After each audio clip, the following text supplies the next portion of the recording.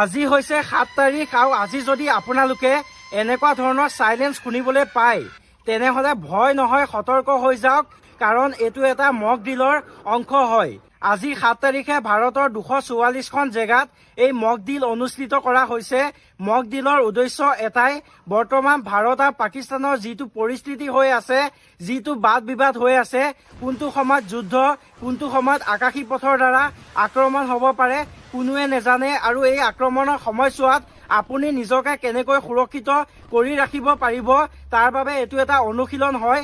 আৰু এই মক ডিলৰ সাইলেন্সটো আপোনাৰ পুলিচ ষ্টেচন বা য'ত ঘনবসতি বেছি তাত এই সাইলেন্সটো বজোৱা হ'ব আৰু সাইলেন্সটো বজোৱাৰ লগে লগে ব্লেক আউট হৈ পৰিব আৰু সেইটো সময়ত আপোনালোকে কোনো ধৰণৰ পোহৰৰ সৃষ্টি কৰিবলৈ চেষ্টা নকৰিব।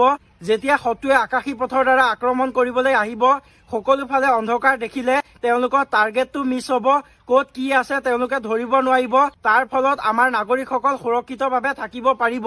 আৰু সেইটো সময়ছোৱাত আপুনি কি কৰিব লাগে কি কৰিব নালাগে তাৰ বাবে মই এখন লিষ্ট দি দিছো, আপোনালোকে স্ক্ৰীনশ্বট বা ভিডিঅ'টো ছেভ কৰিব পাৰে আৰু এই ভিডিঅ'টো যিমান পাৰে আপোনালোকে শ্বেয়াৰ কৰি ৰাখক যাতে এই মক ডিলত সকলোৱে অংশগ্ৰহণ কৰিব পাৰে আৰু সকলোৱে সুৰক্ষিত হৈ থাকিব পাৰে।